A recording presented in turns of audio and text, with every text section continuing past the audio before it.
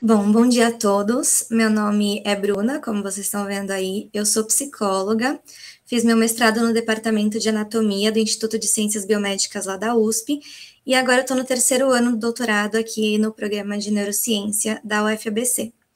Então, vocês já tiveram a aula de Anatomia do Sistema Nervoso 1 com o Caio ontem de manhã, em que ele falou de embriologia e também de medula espinal, e hoje eu vou dar aula, então, de Anatomia do Sistema Nervoso 2. Como a gente tem um período curto para falar de anatomia, então eu vou focar na anatomia macroscópica. Deixa eu só colocar meu ponteiro aqui. De anatomia macroscópica. E aí pode ser que para algumas pessoas que têm conhecimento de neuroanatomia, esse conteúdo seja um pouco superficial, assim como no caso da aula do Caio, mas também eu acredito para quem não tem conhecimento nenhum de anatomia, pode ser que a aula fique um pouco pesada, talvez. Mas eu espero ter conseguido assim contemplar as principais estruturas do encéfalo para você. Então, vocês já tiveram a aula de embriologia com o Caio, e ele falou, como eu disse, né, sobre medula espinal. Então, o que ficou para que eu desse a aula para vocês é sobre o encéfalo. Então, o encéfalo nada mais é do que tudo o que está dentro do crânio. Então, a gente tem o telencéfalo, junto com o diencéfalo, que correspondem ao cérebro, o cerebelo e o tronco encefálico. E como o Caio ele já deu a aula de medula espinal, a gente vai seguir nessa aula num sentido ascendente. Então, a gente vai começar a aula pelo tronco encefálico. O tronco encefálico, então, é essa estrutura interposta entre a medula espinal e o diencéfalo, e está localizada ventralmente, ou seja, anteriormente, na frente do cerebelo. E aí a gente pode dividir ele em 3 partes, que a gente pode chamar de MPB, que talvez facilite aí para a gente decorar.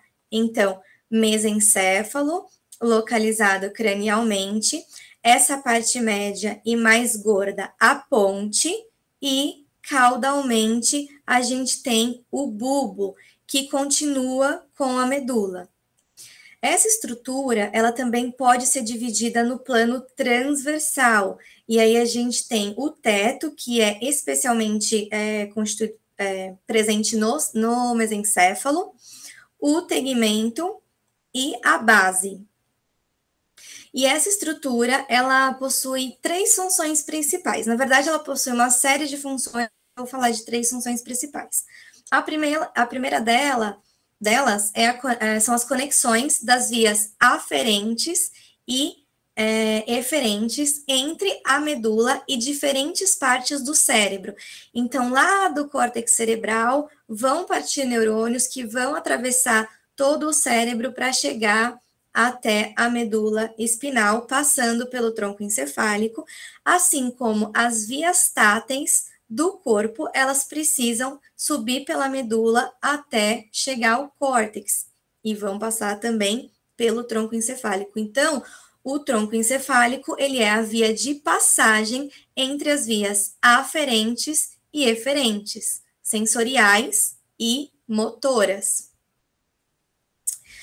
A segunda função, os centros de reflexos associados com o controle respiratório e cardiovascular também estão presentes no tronco encefálico, ou seja, o controle da respiração, dos batimentos cardíacos e do tônus vascular, esse controle ele ocorre no nível do tronco encefálico.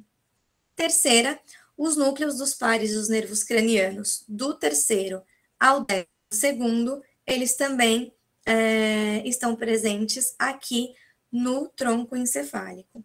E, além disso, a gente também tem no tronco encefálico a formação reticular, que não vai dar para a gente compreender nessa aula, mas a formação reticular, basicamente, são agregados de neurônios diferentes tamanhos, que têm a principal função de ativação do córtex cerebral.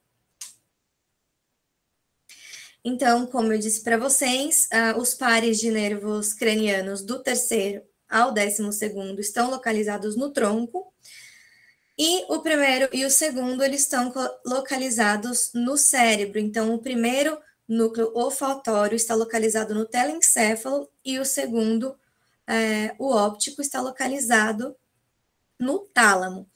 E aí a gente vai, então, para o tronco encefálico. A gente tem o terceiro, que é o óculo motor, e o quarto, que é o troclear, localizados no mesencéfalo, que a gente consegue identificar aqui, ó, pelos colículos superiores e inferiores, que a gente vai falar daqui a pouco. O quinto, o nervo trigêmeo. O sexto, o abducente. O sétimo, facial. E parte do oitavo, que é o vestíbulo coclear, eles estão localizados na ponte. E parte do oitavo, o nono, que a gente não consegue visualizar aqui nessa imagem. O décimo, o nervo vago, aqui em amarelo. O 11º, o acessório, e o 12º, o hipoglosso, estão localizados no bulbo. Então, a gente vai começar ascendendo, né? Então, a primeira estrutura, né, que é mais caudal, que a gente observa nesse sentido ascendente, é o bulbo, ou medula oblonga.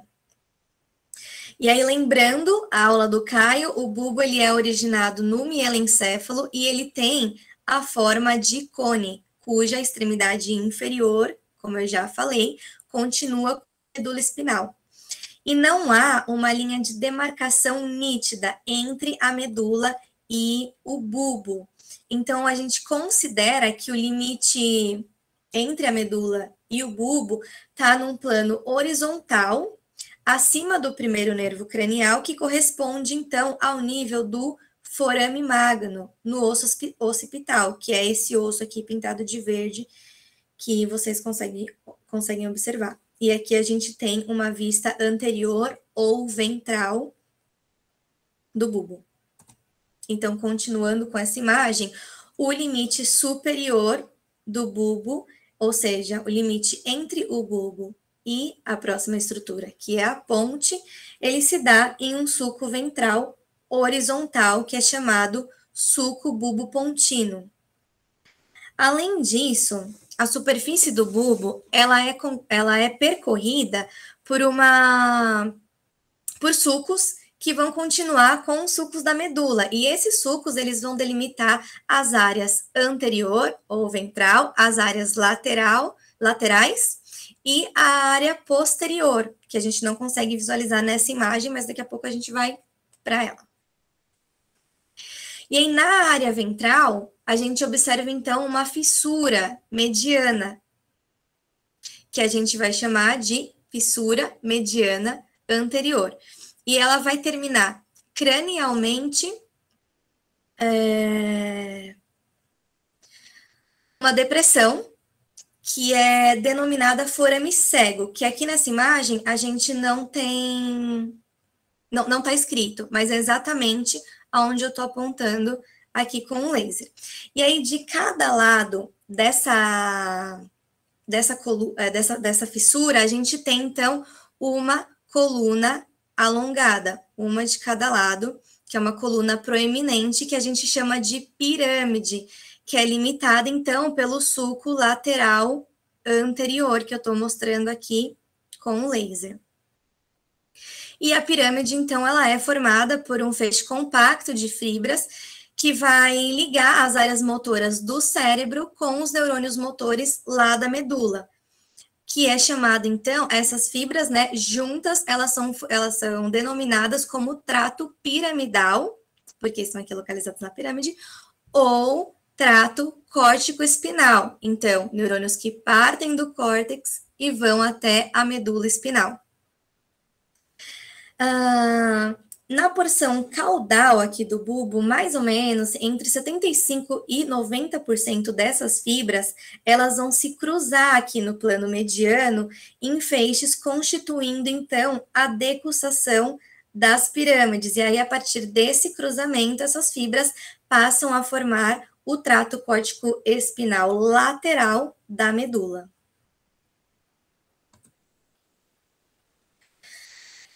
Lateralmente, as pirâmides, entre o sulco lateral anterior e o sulco lateral posterior, que a gente não vai conseguir visualizar nessa imagem, a gente tem a área lateral do bulbo, onde a gente consegue observar uma grande massa de substância cinzenta. Aqui desse lado a gente não está conseguindo, a gente não consegue visualizar direito por conta do nervo hipoglosso, mas a gente consegue visualizar aqui desse lado, e a gente chama essa eminência oval de oliva, que é também formada, então, por uma grande massa de substância cinzenta, nesse caso.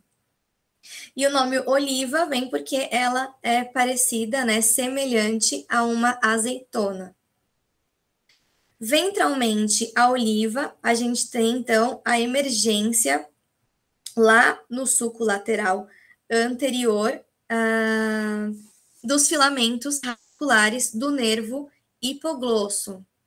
Já do sulco lateral posterior, então, posterior, atrás da oliva, a gente tem a emergência dos nervos glossofaríngeo e vago, e também da raiz cranial do nervo acessório, que depois se juntar à raiz espinal para formar o nervo acessório.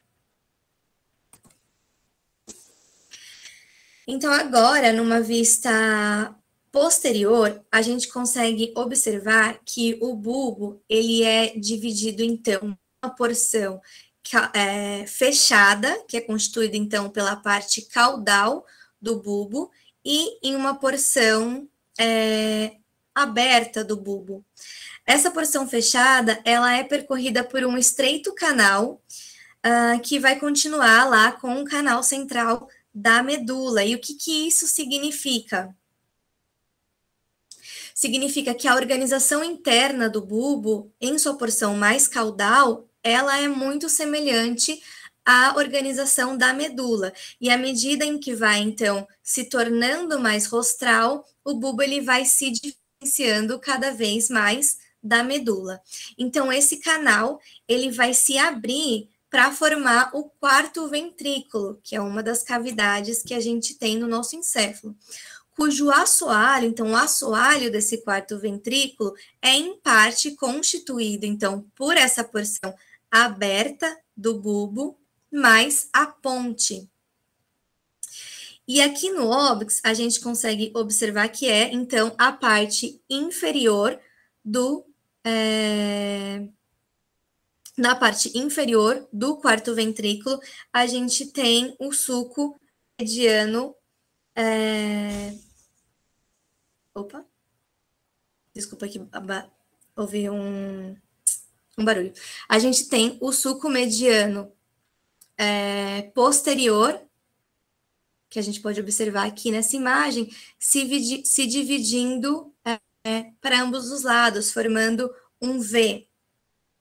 E aí, esses limites, eles vão constituir, então, as laterais desse quarto ventrículo. E aqui, ó, a gente consegue também observar nessa imagem o sulco lateral posterior, que está, então, posterior à oliva. Bom, entre os sulcos mediano, posterior e lateral, a gente tem, então, a área posterior do bulbo, que é continuação do funículo posterior da medula, e como esse é dividido, então, em fascículo grácil e fascículo cuneiforme, que são divididos, então, pelo sulco intermédio posterior, certo? Então, a gente tem o sulco mediano posterior, o sulco lateral posterior, e a gente tem o sulco intermédio posterior. E esse suco intermédio posterior é que divide o fascículo grácil, que está mais medial, do fascículo divide o fascículo grácil do fascículo cuneiforme, que está localizado mais lateralmente. E esses fascículos, eles são, então, compostos por fibras nervosas aferentes, então, que são provenientes da medula, e que vão terminar em duas massas de substância cinzenta, que são os núcleos grácil e cuneiforme, determinando, então, o aparecimento de duas eminências, o tubérculo grácil, também mais medial, e o tubérculo cuneiforme, mais lateral. Só que aí, por causa do aparecimento do quarto ventrículo, esses tubérculos, né, esses fascículos, eles vão se separar, se afastar em dois ramos de um V, e aí eles vão continuar ascendendo, então, com o pedúnculo cerebelar, para então penetrar no cerebelo, no caso, com o pedúnculo cerebelar inferior, para penetrar no cerebelo, ou seja, para enviar as informações provenientes da medula ao cerebelo. Então, a gente segue para a próxima estrutura, que é a ponte. A ponte é a parte do tronco encefálico interposta, então, entre o bulbo e o mesencéfalo. Ela está situada ventralmente ao cerebelo, como a gente já falou, e ela vai repousar sobre a parte basilar do osso occipital, como a gente pode observar aqui onde eu estou apontando com o laser, nesse osso também, numa vista, nesse caso, inferior, nesse osso que está pintado de verde. Na sua base, ventralmente, né, nessa imagem de vista ventral, de vista anterior, a gente consegue observar que ela apresenta uma estriação transversal por conta de numerosos feixes de fibras transversais que vão convergir, então, para formar o pedúnculo cerebelar médio. E aí, longitudinalmente, essas fibras transversais, elas vão se cruzar na linha média, formando, então, o sulco basilar, que aloja a artéria basilar.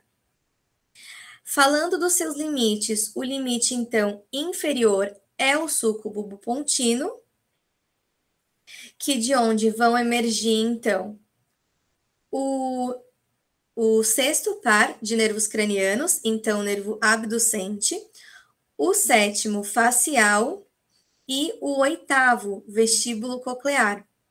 E aí, no limite entre a ponte e o pedúnculo cerebelar, a gente tem a emergência do quinto nervo, que é o nervo trigêmeo.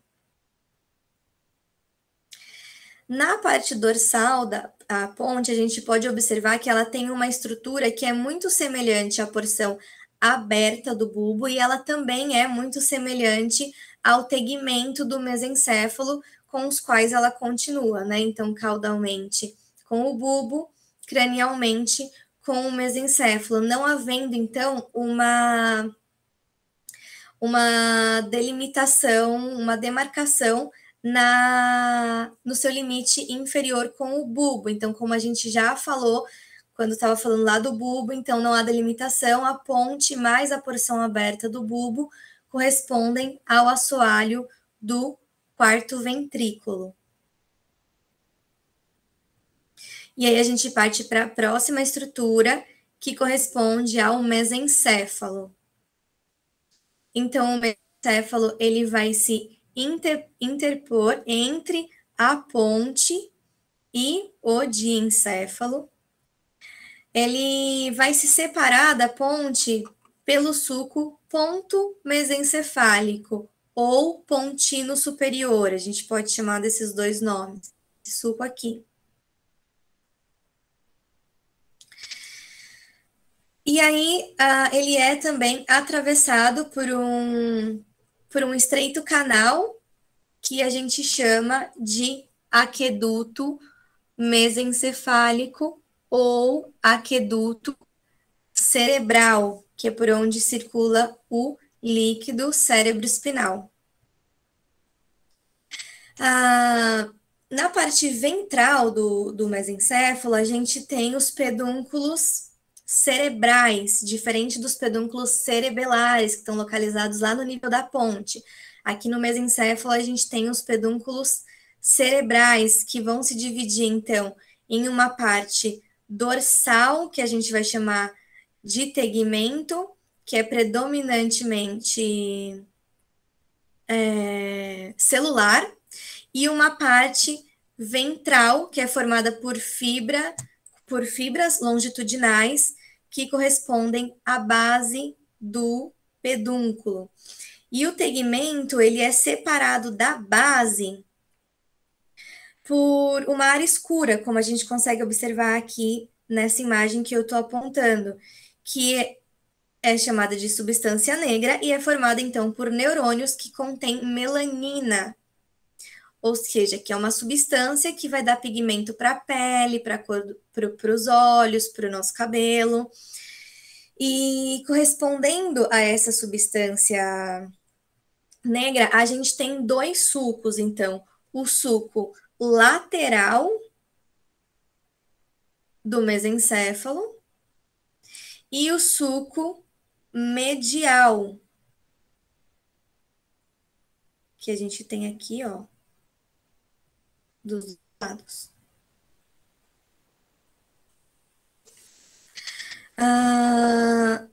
E esses dois sulcos são eles que vão marcar o limite, então, entre a base e o tegmento. E desse sulco medial emerge, então, o nervo oculomotor.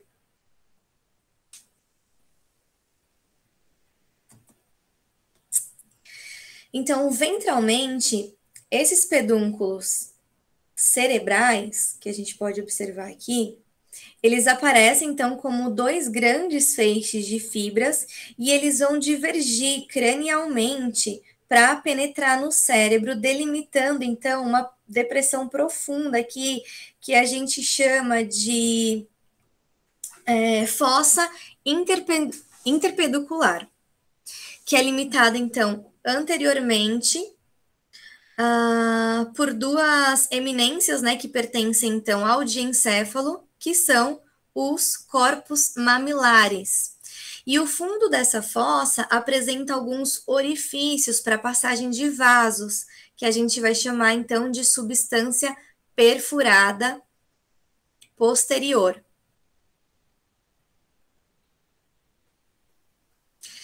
Já numa vista posterior, a gente tem o teto do mesencéfalo, que vai apresentar, então, 4 eminências arredondadas, que a gente já viu lá na imagem, representando os nervos cranianos, que a gente chama, então, de colículos superiores e colículos inferiores. E esses colículos, eles vão se ligar a outras duas eminências, que são menores, e pertencem, então, ao diencéfalo, que são chamados de corpos geniculados. E a gente tem o medial e o lateral. Os colículos, né, inferiores, eles vão se ligar aos corpos geniculados mediais. Então, eles fazem parte da via auditiva.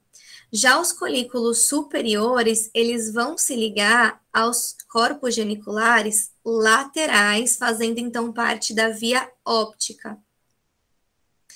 E esses colículos superiores e inferiores, eles são separados por dois sulcos perpendiculares em forma de X. E na parte superior dessa cruz, a gente tem a glândula pineal, que é uma glândula endócrina que faz parte do epitálamo, que a gente vai estudar mais para frente. E caudalmente, cada colículo inferior vai emergir, né, o nervo troclear, então, o quarto par de nervos cranianos. que ele é o único par de nervos que emerge dorsalmente. E aí, então, ele vai contornar o mesencéfalo para surgir ventralmente entre a ponte e o mesencéfalo. E aí, como a gente já viu, o quarto ventrículo ele está aí relacionado com o tronco encefálico, principalmente com a porção aberta do bulbo e com a ponte. Então, a gente vai falar um pouquinho dele. O quarto ventrículo, então, ele é a cavidade do romboencéfalo e ele tem a forma de um losango e está localizado ventralmente ao cerebelo e dorsalmente ao bulbo e à ponte.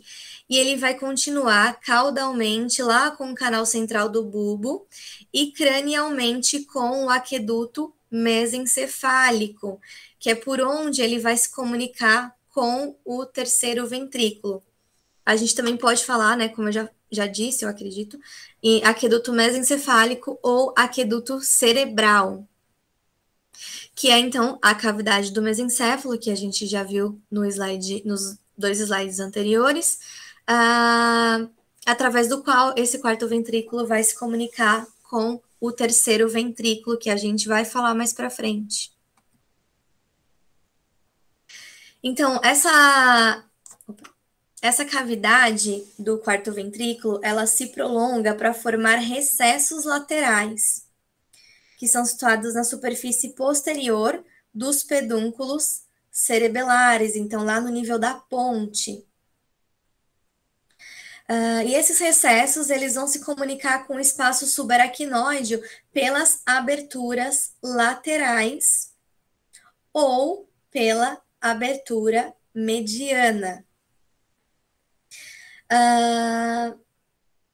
E aí, por meio dessas cavidades, que o líquido cerebroespinal que enche os ventrículos passa, então, para o espaço subaracnoide, que a gente pode observar aqui, né, o espaço subaracnoide. A gente tem, então, os 3 meninges no nosso... que recobrem o nosso encéfalo, a mais externa, dura mater, aracnoide, que está interposta entre a dura mater e a pia mater, e a pia mater, que é mais aderida ao crânio. E nessa aracnoide, a gente tem o espaço subaracnoide, por onde circula o líquor, ou o líquido cerebroespinal.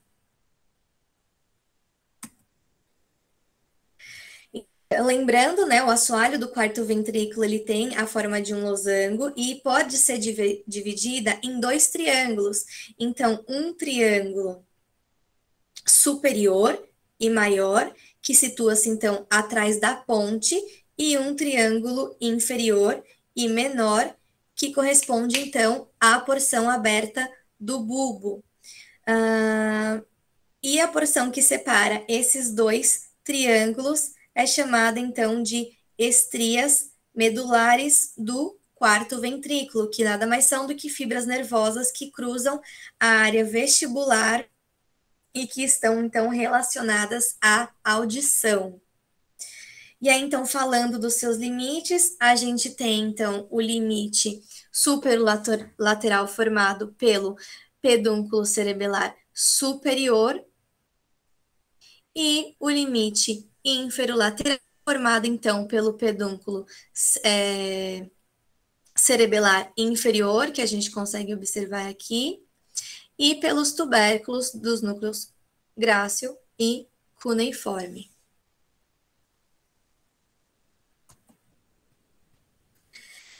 Bom, agora falando do teto do quarto ventrículo, a metade cranial dele, ela é constituída por uma lâmina fina de substância branca que a gente chama de véu medular. E caudalmente ele é constituído por 3 formações. Então, pelo nódulo do cerebelo e pela tela corióide, pelo nódulo do cerebelo, pelo véu medular também, e pela tela corióide, que vai unir esses 2, formando então o plexo corióide do quarto ventrículo.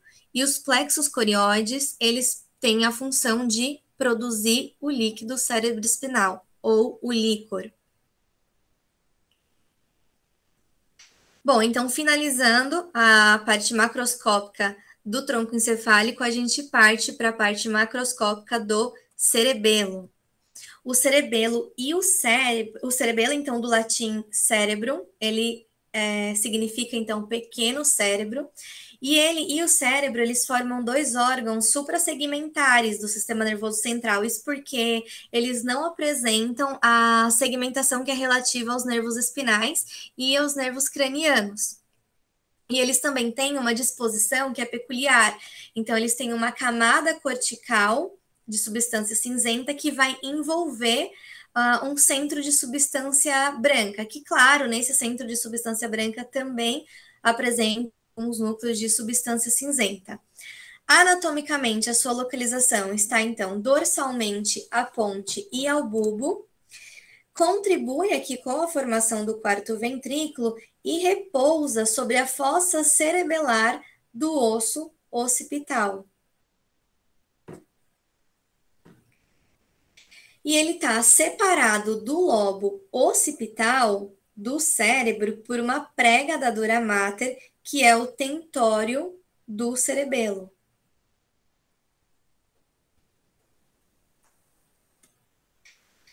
Bom, e ele se liga, então, à medula e ao bulbo pelo pedúnculo cerebelar inferior e se liga à ponte e ao mesencéfalo pelos pedúnculos cerebelares médios e se liga, então,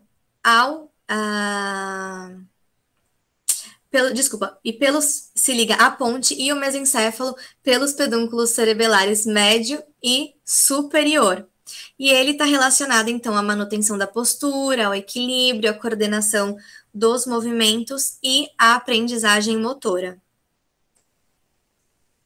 Anatomicamente, a gente tem aqui no cerebelo um vermes, que é uma porção ímpar e mediana, que está ligado, então, a duas grandes massas de substância, a duas grandes massas laterais, que a gente chama de hemisférios cerebelares. E aí ele é, então, constituído, então, por um centro de substância branca, que é o corpo medular do cerebelo, revestido por uma fina camada de substância cinzenta, que é o córtex cerebelar. E aí, na superfície do cerebelo, a gente consegue observar sulcos de orientação predominantemente transversal que vão delimitar as folhas do cerebelo. E aí, os sulcos mais profundos, eles são chamados de fissuras, e eles vão delimitar os lóbulos do cerebelo, e cada um ele é formado e cada um deles, né, é formado por uma ou por mais folhas. E esses lobos, eles vão receber nomes, né, denominações diferentes no vermes e nos hemisférios. No total, a gente tem 17 lóbulos e 8 fissuras com denominações próprias, mas a verdade é que a maioria dessas estruturas, elas não têm importância funcional ou importância clínica que sejam relevantes. Então, a gente não precisa decorar esses nomes. O que é importante? E a gente precisa identificar. O flóculo, o nódulo e as tonsilas. Então, o nódulo, ele é o último lóbulo do vermes e ele está acima do teto do quarto ventrículo.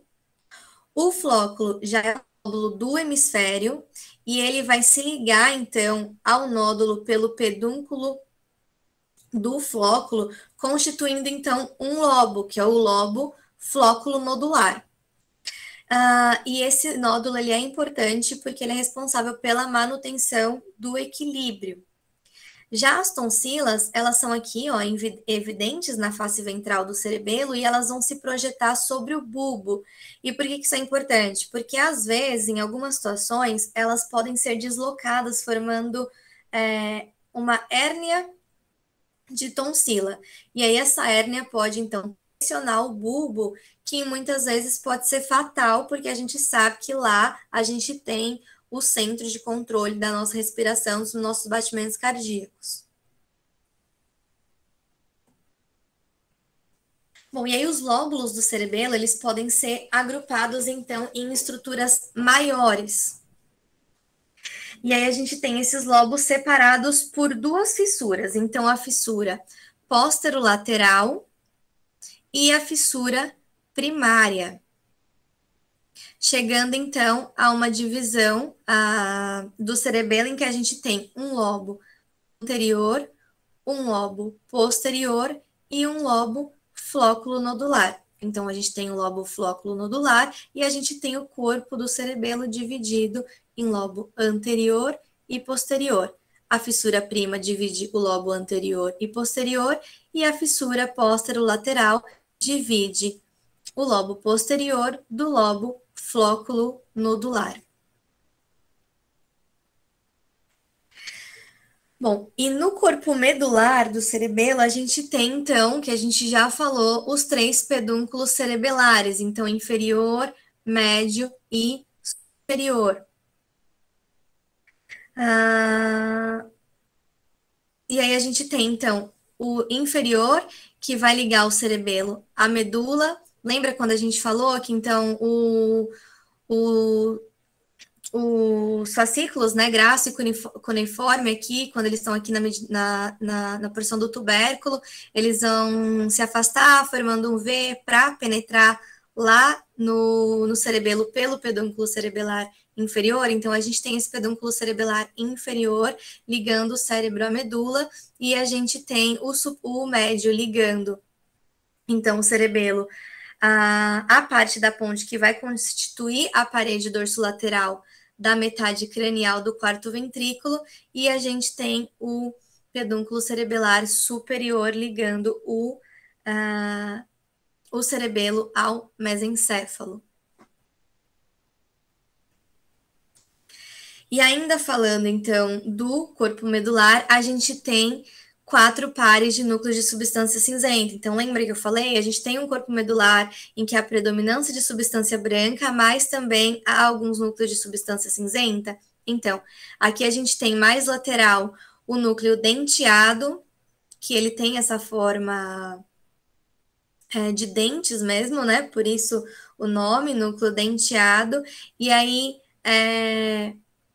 de lateral para mais medial, a gente tem, então, o núcleo interposto, que é subdividido, então, em emboliforme e globoso, e mais medial a gente tem o núcleo fastigial. Então, a gente tem esses núcleos de substância cinzenta que estão localizados no centro medular do cerebelo.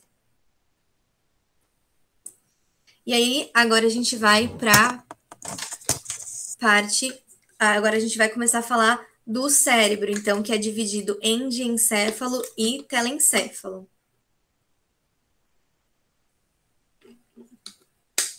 Então, o diencéfalo e o telencéfalo, que formam o cérebro, né, eles correspondem ao prosencéfalo. O cérebro, então, ele é a porção mais desenvolvida e mais importante do encéfalo, e ele ocupa 80% da cavidade craniana. E no caso de encéfalo, ele só pode ser visto na face interior, né, do cérebro, já que ele é encoberto pelo telencéfalo. E ele é dividido em 4 partes, então tálamo, hipotálamo, epitálamo e subtálamo. Todos eles em relação com o terceiro ventrículo. Por isso a gente vai falar primeiro do terceiro ventrículo para depois falar dessas 4 partes do diencéfalo.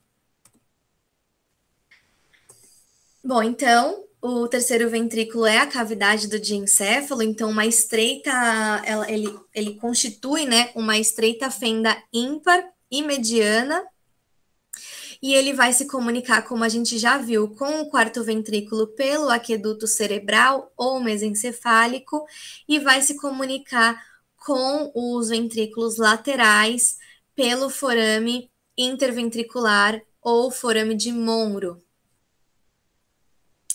E aí o que a gente tem? Nas paredes do terceiro ventrículo, há uma depressão que é denominada sulco hipotalâmico. E ela vai se estender desde o aqueduto cerebral até o forame interventricular. Lembra o aqueduto cerebral, comunicando então com o quarto ventrículo, forame interventricular, comunicando com os ventrículos laterais. E aí as porções da parede que estão situadas acima desse sulco pertencem ao tálamo, e as situadas abaixo desse sulco pertencem ao hipotálamo. E aí, unindo os dois tálamos, um de cada lado, a gente tem aqui um de cada lado, né? Então, do hemisfério direito, do hemisfério esquerdo, a gente tem aqui uma proeminência de substância cinzenta que é chamada de aderência intertalâmica. Então, essa proeminência de substância cinzenta vai unir os tálamos dos dois lados. E ela pode estar ausente em aproximadamente 30% dos indivíduos. Então, no assoalho do quarto ventrículo, a gente tem, né, dispondo-se, então, de diante para trás, o quiasma óptico, o infundíbulo, o túber cinéreo e os corpos mamilares, todos pertencentes ao hipotálamo, que a gente vai falar mais para frente. Então, eles compõem aqui o limite do assoalho do terceiro ventrículo. Já a parede posterior do terceiro ventrículo, ela é muito pequena e ela é formada pelo epitálamo, e que a gente já viu aqui, né, que a gente já falou que a principal estrutura do epitálamo é a glândula pineal. E aí, saindo de cada lado desse epitálamo, aí percorrendo a parte mais alta, né, das paredes laterais desse ventrículo, a gente tem um feixe de fibras nervosas que são as estrias medulares do tálamo, onde se insere, então, a tela corioide, que dela vai se invaginar, então, o plexo corioide do terceiro ventrículo. Então, lembra, a gente tem uma tela corioide que vai dar origem ao plexo corioide do quarto ventrículo, a gente também tem uma tela corioide que vai dar origem ao plexo corioide do terceiro ventrículo, que vai se dispor, então, aqui nos forames interventriculares para se comunicar com os plexos corioides dos ventrículos laterais. Já a parte anterior do terceiro ventrículo, ela é formada, então, por uma lâmina que a gente chama de lâmina terminal, que é o quê? Uma fina camada de tecido nervoso. E ela une os dois hemisférios, direito e esquerdo, e se dispõe entre o quiasma óptico e entre a comissura anterior. E aí é importante a gente ressaltar que essa comissura anterior, a lâmina terminal e as partes adjacentes aqui das paredes laterais do terceiro ventrículo, eles pertencem ao telencéfalo e não ao diencéfalo.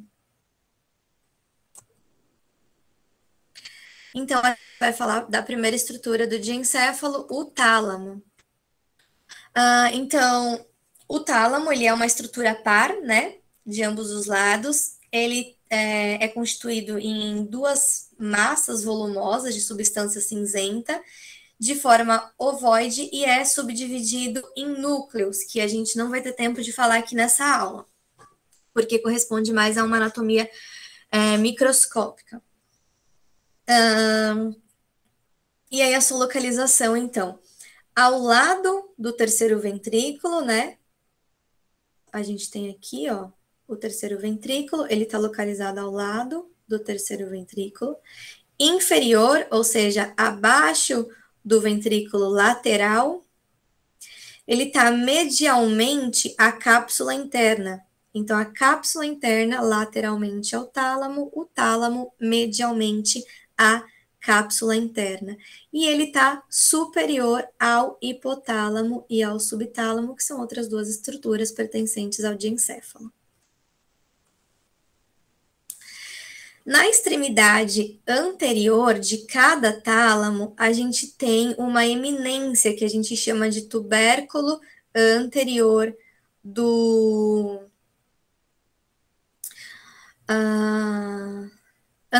tálamo, E ele participa, então, da delimitação do forame interventricular, ou forame de Monro, que é o forame que faz a comunicação dos ventrículos laterais com o terceiro ventrículo.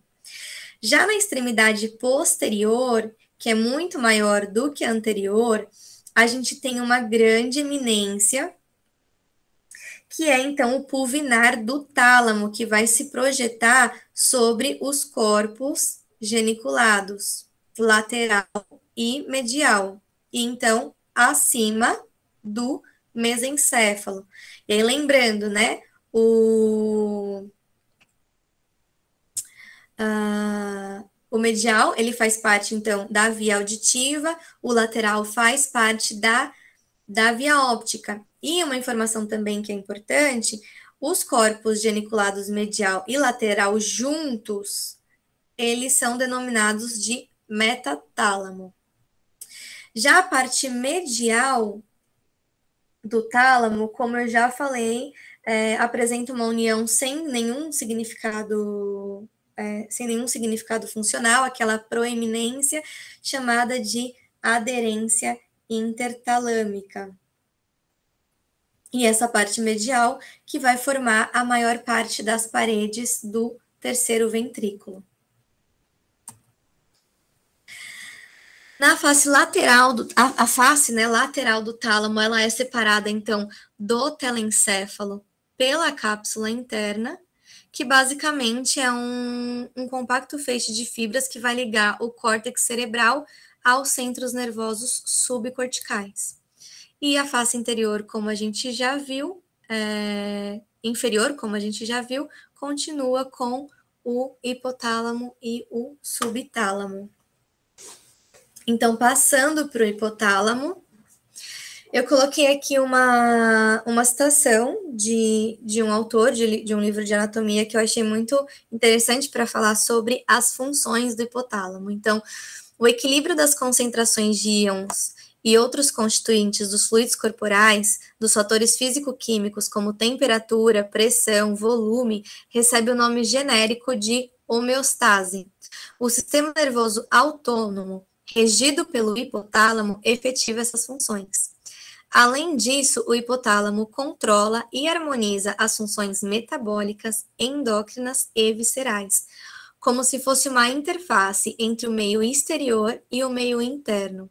Participa ainda do controle do sono e influi no comportamento afetivo emocional. Sua interferência parece ser tão importante que há diferenças anatômicas entre o hipotálamo de homens e de mulheres. E mesmo com um monte de funções e com funções tão importantes, ele é uma área relativamente pequena do diencéfalo. Então, ele está localizado inferiormente ao tálamo e ventralmente ou seja, anteriormente ao suco hipotalâmico. E ele vai formar parte das paredes laterais e o assoalho do terceiro ventrículo. E aí ele tem algumas estruturas principais. Quais são elas? Então, os corpos mamilares, que a gente já falou, né, que são duas eminências arredondadas de substância cinzenta.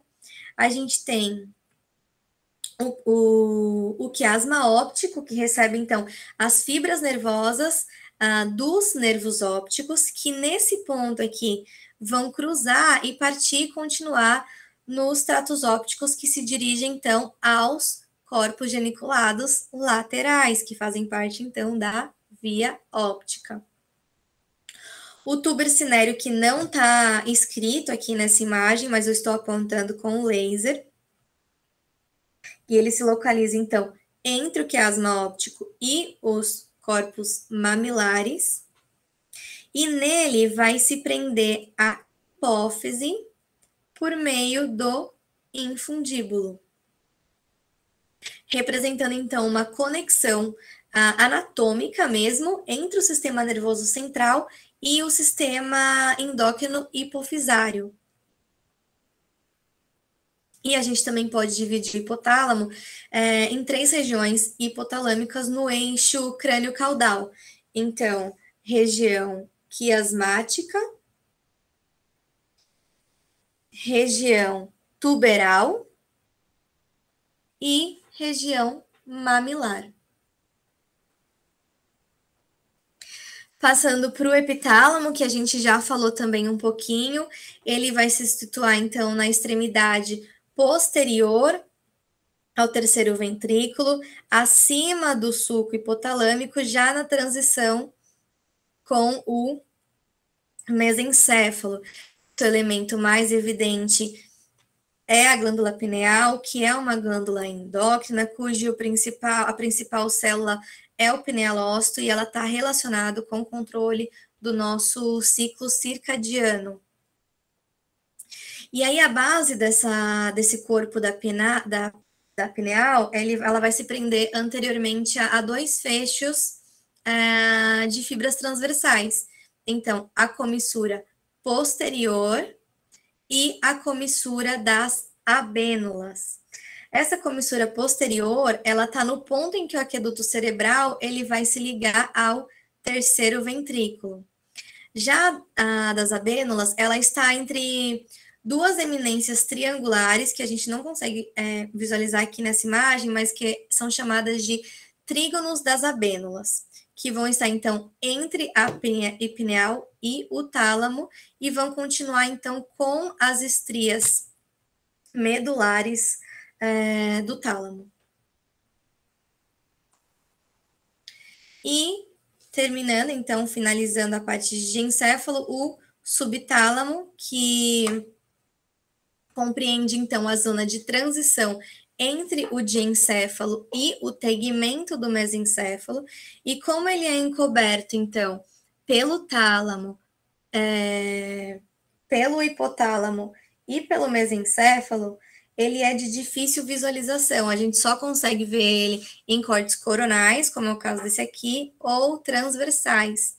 E aí, né, sua localização, né, ele se localiza, então, abaixo do tálamo, limitado lateral, abaixo, o tálamo tá aqui, né, então, ele tá abaixo do tálamo, ele é limitado lateralmente pela cápsula interna e medialmente pelo hipotálamo.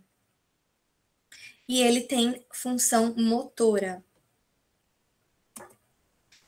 E aí, passando, então, para o telencéfalo, ele compreende os dois hemisférios cerebrais e, como eu já falei, né, as porções anteriores do terceiro ventrículo, incluindo a lâmina terminal. Então, aqui a gente consegue ver a lâmina terminal, a comissura, o quiasma, o infundíbulo com a hipófise, o sulco. E aqui a gente tem, então, a lâmina terminal, que faz parte do telencéfalo. Então, tudo que faz parte do telencéfalo, córtex cerebral, núcleos da base, complexo amidaloide, outros núcleos limbos justacorticais e substância branca subcortical, que a gente não vai conseguir também contemplar nessa aula. Então, esses dois hemisférios, eles são o quê? Incompletamente separados pela fissura longitudinal. E por que incompletamente separados? Porque a gente tem a presença de uma larga faixa, né, de fibras comissurais, que a gente chama de corpo caloso, que une os hemisférios cerebrais. E aí, cada hemisfério vai abrigar, então, a sua respectiva cavidade vascular, os ventrículos laterais, direito e esquerdo, cujas paredes são constituídas, então, pelas estruturas telencefálicas mais profundas.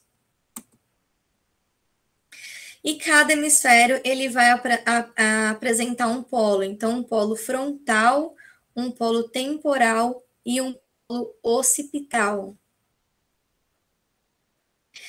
E a superfície do cérebro do homem e de vários outros animais apresenta algumas depressões que são denominadas sulcos, e esses sulcos, eles vão dar origem, né, ou delimitar os giros cerebrais.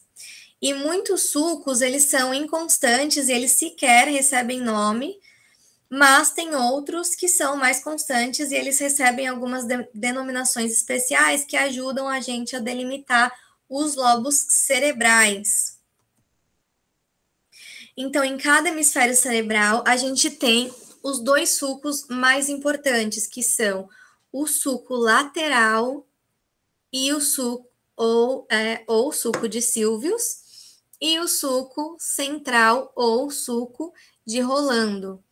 O sulco lateral, ele vai se iniciar, então, na base do cérebro, como uma fenda profunda que vai separar, então, o lobo frontal do lobo temporal. E ele vai acompanhar os vasos cerebrais médios. E ele vai se dirigir, então, para a face dorsolateral do cérebro, onde ele vai terminar se dividindo em 3 ramos. Então, a gente tem um ramo anterior, um ramo ascendente que vai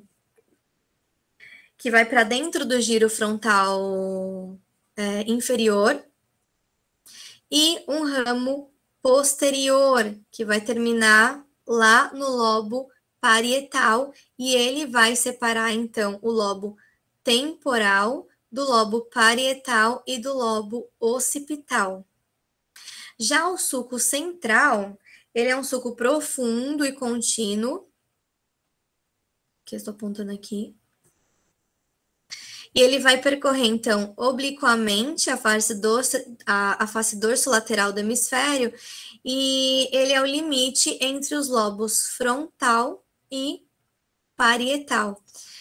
Então, ele se dirige então, para diante, né, para frente e para baixo, em direção ao ramo posterior do sulco lateral, do qual ele é separado por uma pequena prega cortical.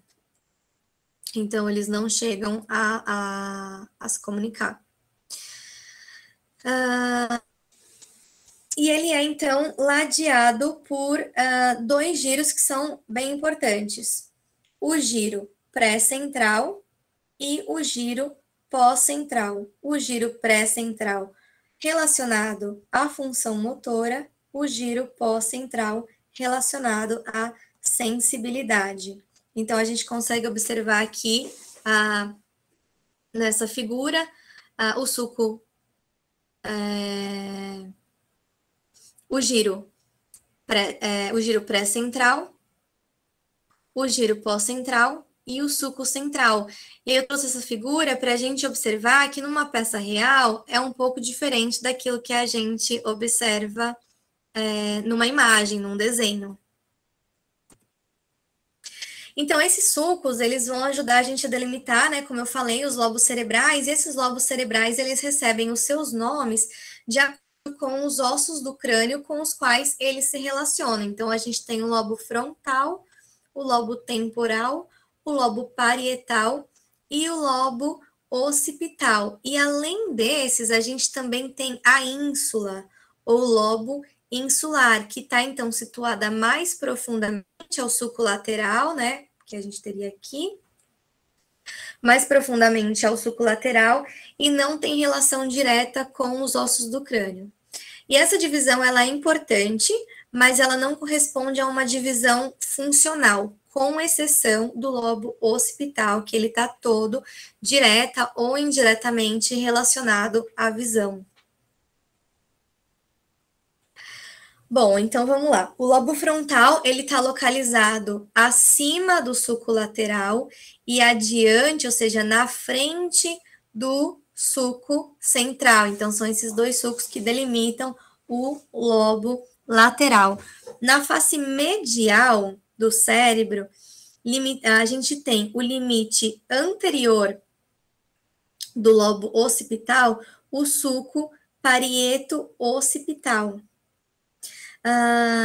E aí, na sua face dorsolateral, esse limite ele é situado numa linha imaginária, então a gente traça uma linha imaginária juntando esse sulco parieto-occipital com a incisura pré-occipital, então formando a delimitação do lobo occipital. E aí, do meio dessa linha imaginária, a gente vai partir para uma outra linha imaginária que vai se ligar, então, aqui ao ramo posterior do sulco lateral. Então, delimitando aqui o lobo temporal do parietal e do occipital.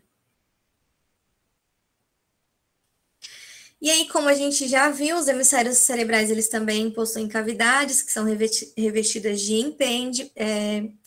epêndima e contém o líquido, que são eles os ventrículos laterais direito e esquerdo, que vão se comunicar de novo com o terceiro ventrículo pelo forame interventricular, que vai se comunicar com o quarto ventrículo pelo aqueduto cerebral ou aqueduto mesencefálico.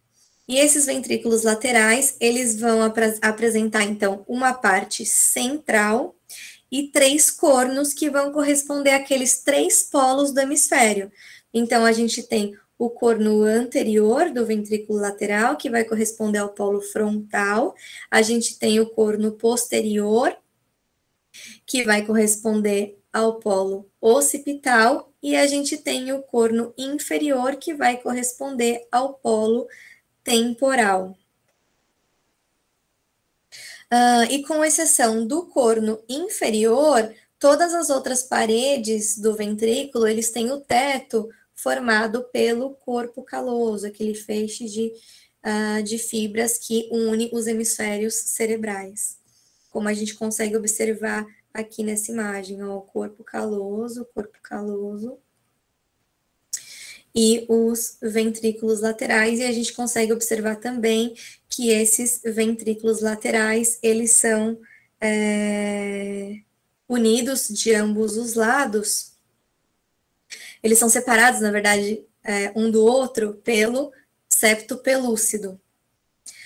E aí o que a gente tem também? Que o plexo coroide da parte central aqui dos ventrículos laterais, ele vai continuar com o terceiro ventrículo através do forame interventricular, como a gente já viu, mas ele acompanha também o trajeto curvo do fórnix, então atingindo o corno inferior desse ventrículo lateral. Então, a gente tem plexo corioide na parte central e no corno inferior do ventrículo lateral. Já os cornos anterior e posterior, eles não possuem plexo coroide.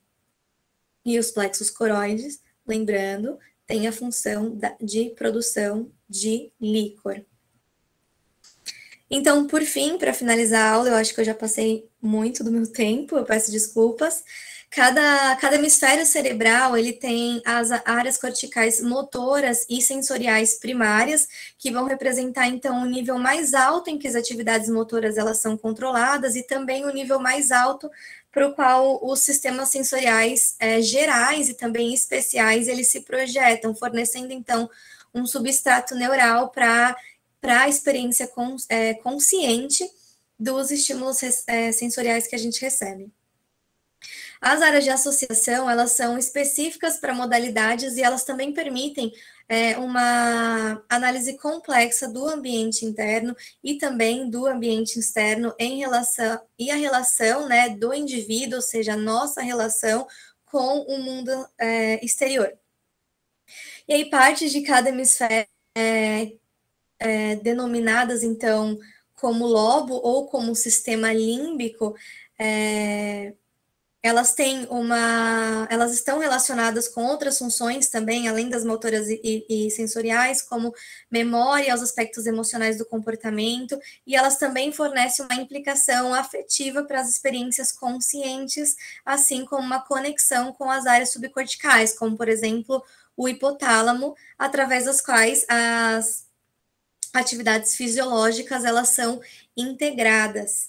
E em outras áreas corticais, principalmente na região frontal, elas também estão relacionadas aos aspectos mais elevados da função cognitiva, que vão contribuir, então, para a personalidade, para a percepção, para o planejamento, que eu acredito que vocês vão ver um pouco a respeito dessas funções, de todas as funções, ao longo das próximas aulas. É isso, obrigada. Eu já passei muito do meu tempo, então se vocês tiverem perguntas, vocês podem mandar para o meu e-mail que eu coloquei aqui. Muito obrigada, Bruna. A aula foi ótima. E se tiverem alguma dúvida, a gente manda pelo e-mail, ou então entra lá no Classroom, que a Bruna está lá também. Podem se comunicar por lá. E os slides dela vão estar no material de apoio, então não se preocupem. A aula dela, quando a gente conseguir subir para o YouTube, a gente já coloca lá no Classroom também. Então é isso, eu acho que o nosso segundo dia a gente acabou de fechar com aulas maravilhosas. Mais uma vez eu agradeço a todo mundo que está aqui participando, a Bruna também, que deu uma aula maravilhosa.